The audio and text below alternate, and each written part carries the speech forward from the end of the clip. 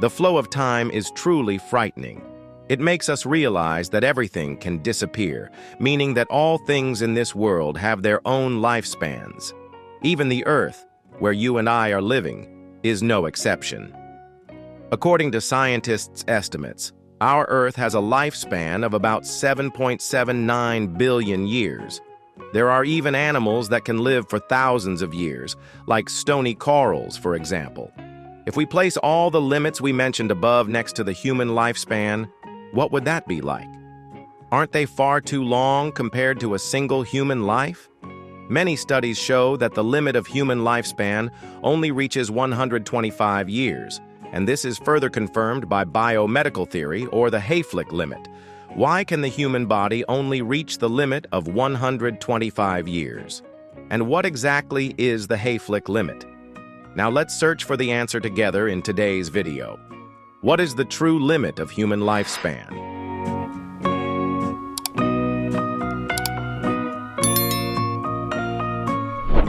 Human lifespan may be limited, but likes and channel subscriptions certainly are not. We hope you can take a few seconds before watching the video to support our channel. Now let's return to the main content. Thanks to outstanding advancements in medicine, human lifespan has significantly increased over the past few decades. In the early 19th century, no country had an average life expectancy above 40 years. But by 1950, some North American countries and most of Europe had an average lifespan over 60. By 2015, global average life expectancy had risen. Canada and many Central and Northern European countries had average lifespans exceeding 80. However, average life expectancy does not reflect the maximum limit of human age, as some people live longer than the mentioned average. But as we discussed earlier, the limit of human lifespan is 125 years. Has anyone ever reached or at least come close to that number? According to the Guinness World Records, the person confirmed to have lived the longest is this woman, Jeanne Calment, a French woman, who lived to 122 years and 164 days. She lived through a total of 17 French presidents and remained lucid and mentally sharp.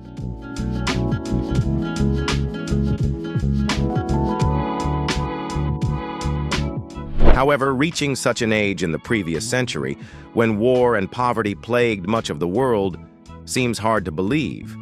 So, have we truly discovered the world's oldest person? Some researchers believe it was actually an elaborate hoax by Jeanne Calment and her daughter.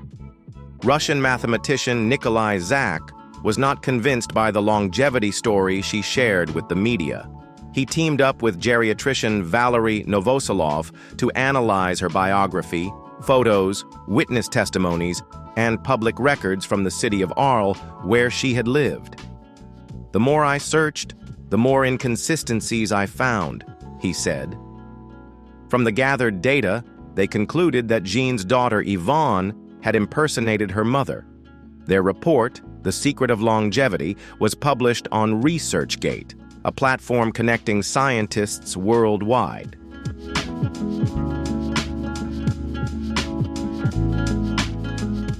According to Zak, the woman who died in 1934 from pleurisy wasn't Yvonne, the daughter as officially reported, but Jeanne Calment herself.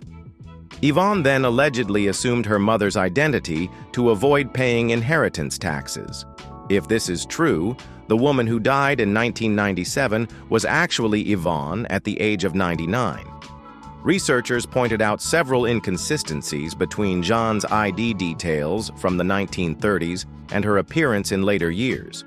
Her ID stated she had dark eyes, was about 1.52 meters tall, and had a low forehead, which contradicted her later look, where she appeared taller with a higher forehead and lighter eyes. Dr. Valery Novoselov, head of geriatrics at the Moscow Society of Naturalists, said that as a doctor, he always questioned Jeanne's real age. Her central nervous system differed from others in her supposed age group. She could sit up unaided and showed no signs of memory loss. Yet all these suspicions remain unresolved, and scientists are still searching for definitive answers.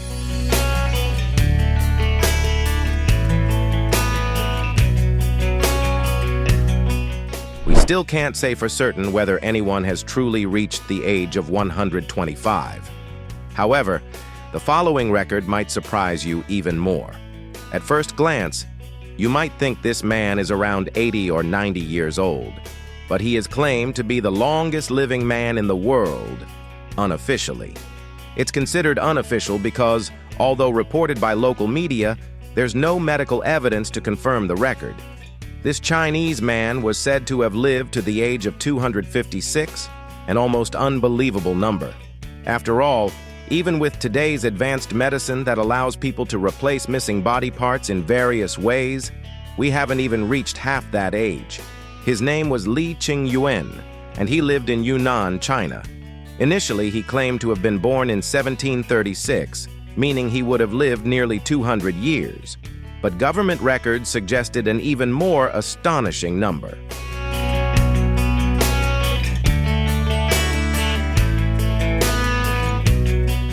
According to official records, he was born in 1677, which means he was 256 years old when he died in 1933.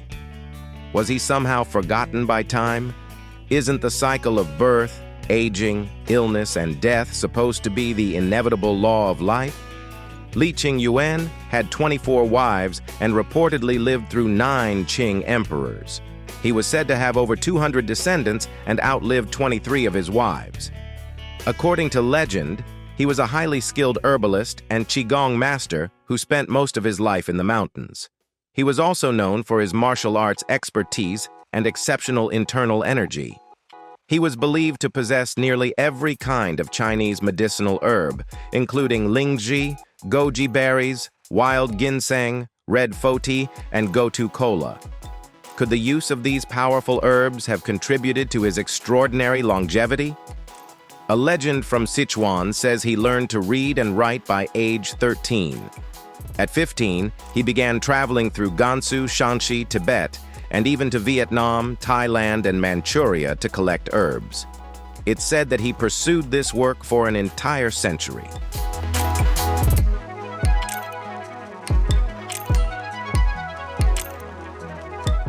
In his 1933 obituary, published in Time magazine titled Tortoise, Dove, Dog, it was revealed that Li Qingyun's secret to longevity was passed down from a Taoist master who was said to be 500 years old.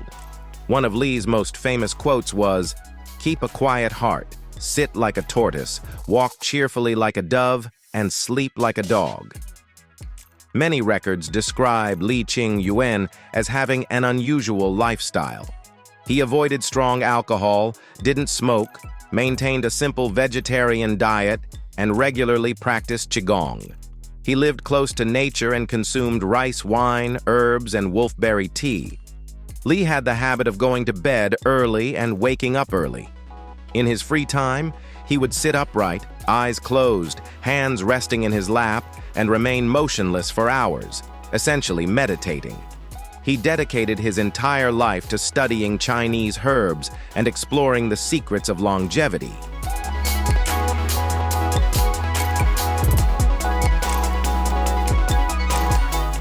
Li Qingyun frequently traveled across Chinese provinces and Thailand to collect herbs and treat illnesses. Thanks to his generosity and kindness, he was beloved and respected by many. However, his unbelievable story has faced much controversy. Western scientists and studies argue that living to 256 years old is completely unrealistic.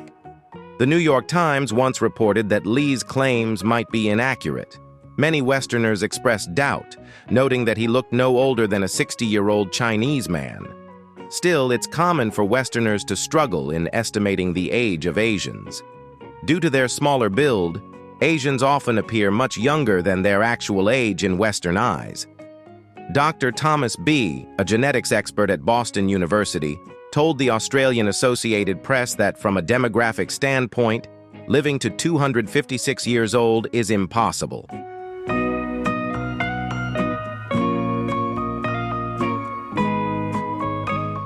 However, according to Dan Bietner, author of the book The Blue Zones, Lessons for Living Longer from the People Who've Lived the Longest, Studies of various long-living populations around the world show that low-calorie diets help extend lifespan. This was proven by healthy elderly people living in Okinawa, Japan, who practice a Confucian principle of stopping eating when they feel 80% full. Dan Buettner also discovered that the tea Li Qingyun regularly drank, Wolfberry tea, might have played a significant role in his health. After Li's story spread, British and French medical researchers conducted an in-depth study on this tea. They found that wolfberry tea contains a previously unnamed vitamin called vitamin X, or the beauty vitamin. Experiments confirmed that the tea helps inhibit the accumulation of harmful fats, lowers blood sugar and cholesterol, activates brain and endocrine cells, boosts hormone secretion, and removes toxins from the blood, thereby maintaining normal bodily functions and rejuvenating the skin.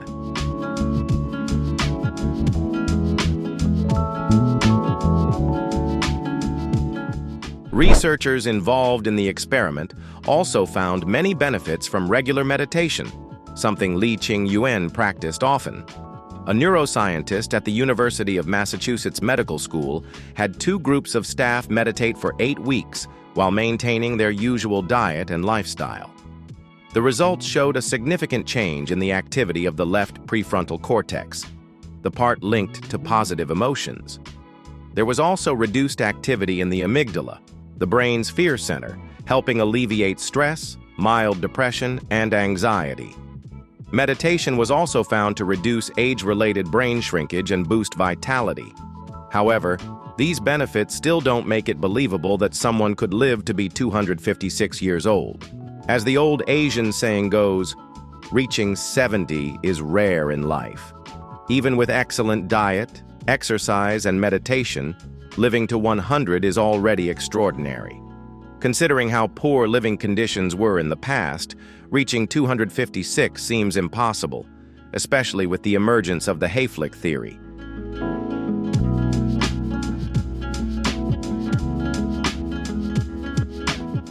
The Hayflick limit is a biomedical theory explaining why the human body cannot live beyond 125 years.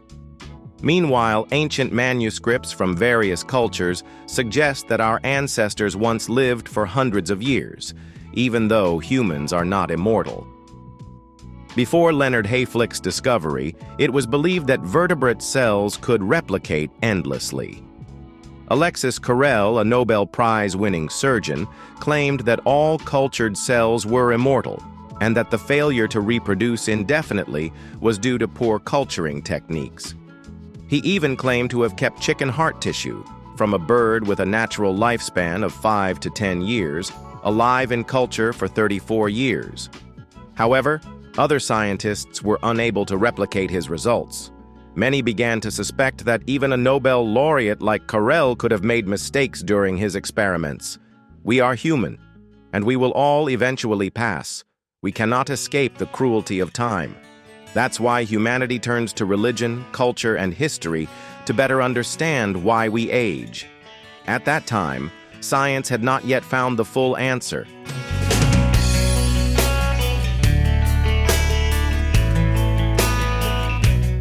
Therefore, in the past, no one could provide a convincing explanation for the natural aging process. But everything changed in 1961 when a man made a discovery that would forever change the field of medicine. And that man was Leonard Hayflick. Leonard Hayflick was born on May 20th, 1928, in Philadelphia, Pennsylvania. Both his father and mother worked in the medical field. Perhaps it was this family tradition that helped ignite Hayflick's intense passion for science and biomedical research. What truly inspired him to pursue science came on his 9th birthday, when his uncle gave him a chemistry set. Later, his parents built him a small laboratory in the basement so he could freely experiment. While attending Central High School in Philadelphia, Hayflick demonstrated such deep knowledge of chemistry that he was even able to correct his own chemistry teacher.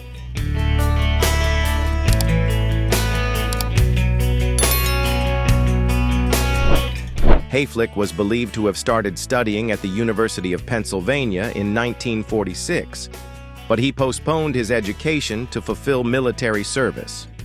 When he returned in 1948, he resumed his studies and graduated in 1951. He was then hired as a research assistant in bacteriology.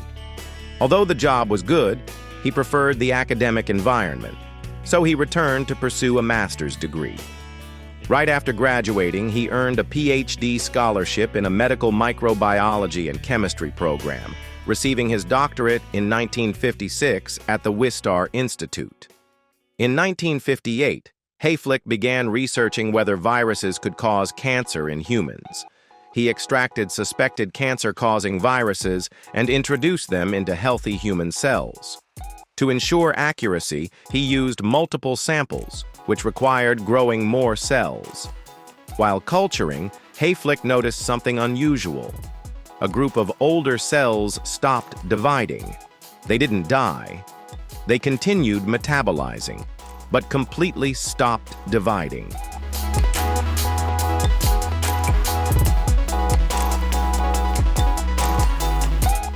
After examining other cultured cells, he noticed that most would stop dividing after about 50 population doublings.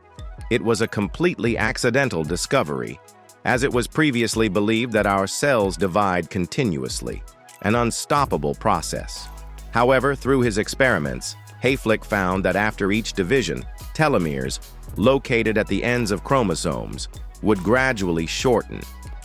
Once they reached a critical limit, the cells would stop dividing. Initially, he dismissed his findings as contamination or a technical error, especially since Carrel had once claimed that cells were immortal. But after observing the same pattern in other cell cultures, Hayflick reviewed his research notes and was surprised to find that the older cultures consistently stopped dividing around the 40th doubling, while younger ones did not show this effect.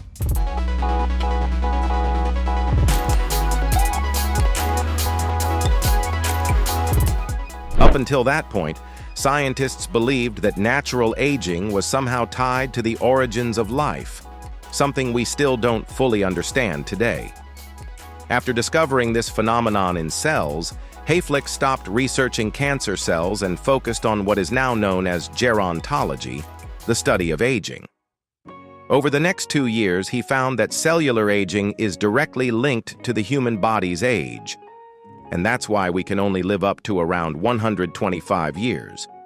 In 1961, his groundbreaking paper was published under the title, "The Serial Cultivation of Human Diploid Cell Strains." In another study, he examined cells collected from different parts of the body and compared adult cells to those from fetuses. The results showed that human cells divide approximately 40 to, at most, 60 times before stopping. Once they stop, they begin to deteriorate and die, just like how aging in humans leads to natural death. The body gradually breaks down, and over time, we die.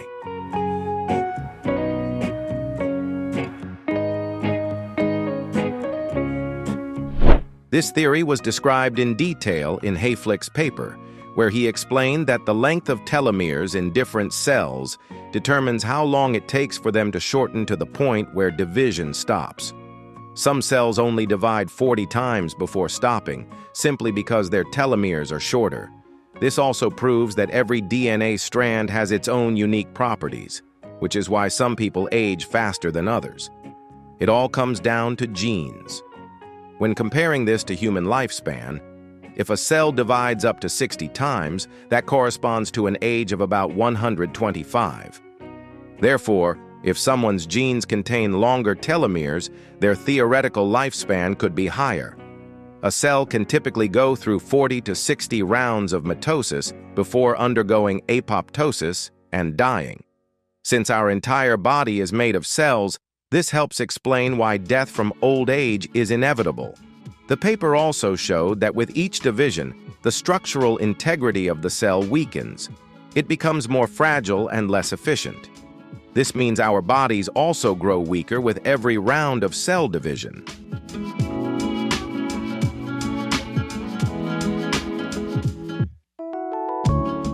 As we've seen above, Hayflick's 1961 study examined how many times a human cell can divide in culture.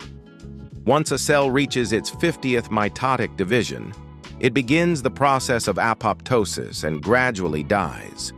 This perfectly reflects how humans age over time. As we grow older, our bodies weaken. All senses, like vision and hearing, deteriorate. Most importantly, the healing process slows down because cells take longer to regenerate. Over time, everything becomes slower and more difficult. This compelling biomedical theory showed that the human lifespan is limited to around 125 years.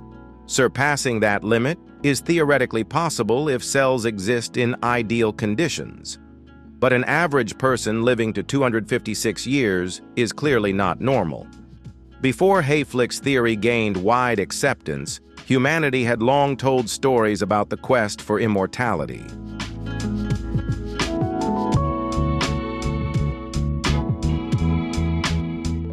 The desire for immortality has often blinded people, pushing them to make extreme sacrifices in pursuit of eternal life. The elixir of immortality is a legendary substance mentioned across many ancient cultures. In particular, Chinese history is filled with emperors, scholars, and alchemists obsessively seeking it, only to die from illness along the way. The concept of the immortality elixir appears in many Taoist texts, with the most famous being the legend of Qingyun. One of the earliest and most systematic accounts is found in Huainanzi, specifically in the chapter Lu Ming Xun. According to the tale, one day the Jade Emperor's 10 sons turned into 10 suns, scorching and drying the earth. Unable to stop them, the Jade Emperor summoned Hu Yi, Chang'e's husband, to save the world. Hu Yi used his bow and arrows to shoot down 9 of the suns, leaving just one to light the sky.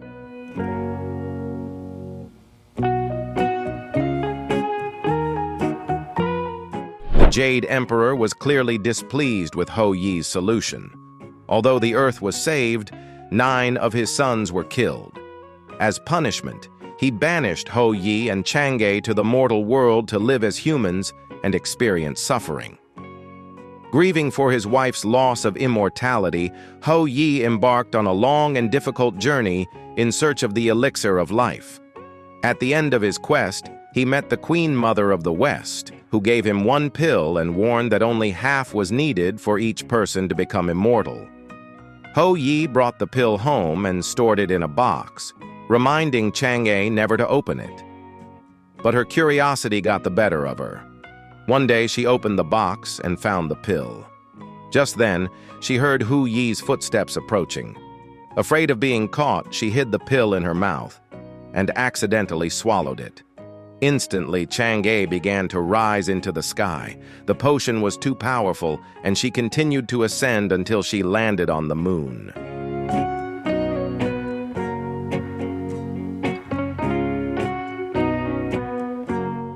This is the legend of Chang'e ascending to the moon. There she befriends a jade rabbit that spends its days diligently making the elixir of immortality. Inspired by this tale, ancient Taoist alchemists in China sought to create the same elixir that the Queen Mother of the West once gave to Hu Yi. While the exact recipes varied from person to person and era to era, most shared a common structure, combining organic herbs with inorganic substances like metals and minerals. A notable example of a plant ingredient is lingji, often called the mushroom of immortality. Lingji is native to East Asia and has been used in traditional Chinese medicine for over 2 millennia.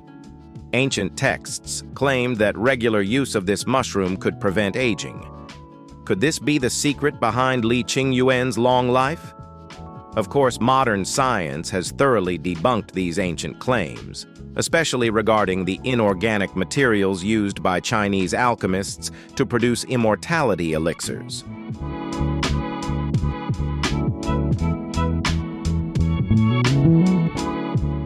The most well-known ingredient in ancient elixirs was mercury. When melted into liquid form, Mercury possessed a captivating appearance and unique properties that made ancient alchemists believe it symbolized immortality, the key to eternal life.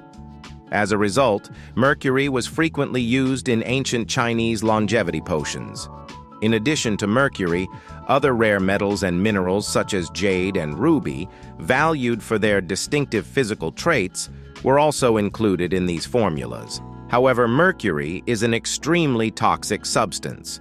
Exposure to it can impair cognitive function, cause kidney failure, physical weakness, and ultimately, death. Despite its dangers, the pursuit of immortality drove some of the most powerful men in Chinese history to ingest mercury-based concoctions. Historical records indicate that many emperors from different dynasties died due to longevity treatments, including Emperor Wuzong of Tang, Emperor Huizong of Song, Emperor Jiajing of Ming, and Emperor Yongzheng of Qing.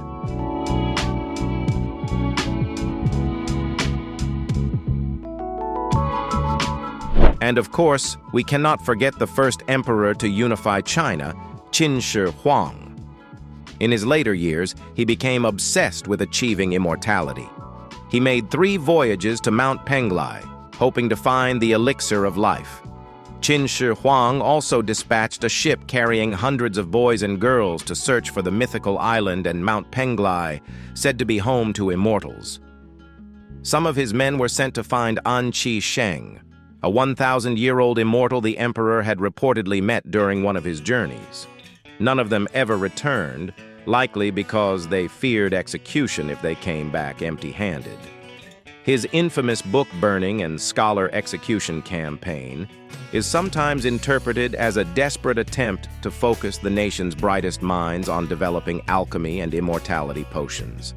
Some scholars were executed for failing to demonstrate any supernatural abilities, possibly a final test by the emperor to see if any of them truly possessed such powers. Qin Shi Huang died in 210 BCE at the age of 49 after 11 years on the throne. According to historical records, his death was caused by excessive consumption of mercury-based immortality elixirs.